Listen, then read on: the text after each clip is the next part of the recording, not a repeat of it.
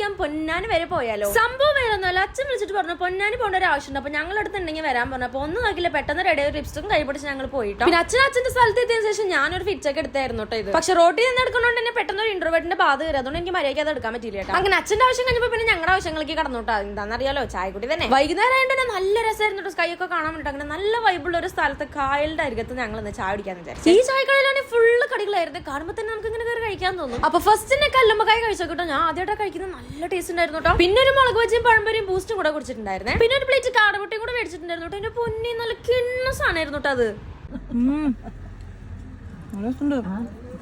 സാധനം കിട്ടിയ പിന്നെ തീർന്നുണ്ടായിരുന്നു കേട്ടോ. അങ്ങനെ നമ്മൾ അവിടുത്തെ ചായയുടെ കഴിഞ്ഞ് നമ്മൾ അടുത്ത സ്പോട്ടിലേക്ക് എത്തിയേ. ഈ വീഡിയോയിൽ കണ്ട പോലെ തന്നെ അവിടെ നിൽക്കാൻ നല്ല രസമായിരുന്നു. ഒരു ചേട്ടനോട് മീൻ പിടിക്കണൊക്കെ ഉണ്ടായിരുന്നു. അങ്ങനെ ഞങ്ങൾ കുറച്ച് നേരം നിന്ന് അച്ഛനും ഫോട്ടോ ഒക്കെ എടുത്തോണ്ട് നമ്മൾ തിരിച്ചു വരുമ്പോൾ കുപ്പി കൊണ്ടുള്ള മത്സ്യം ഇങ്ങനെയൊക്കെ കണ്ടിട്ട് നമ്മൾ ഉപ്പിലിട്ട് മാങ്ങയും പൈനാപ്പിളും മേടിച്ച് തിരിച്ചു പോയേ.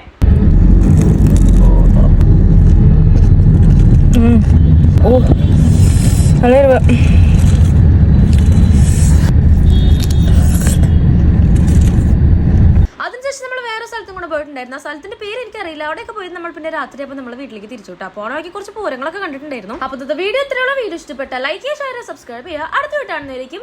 By bye, see U.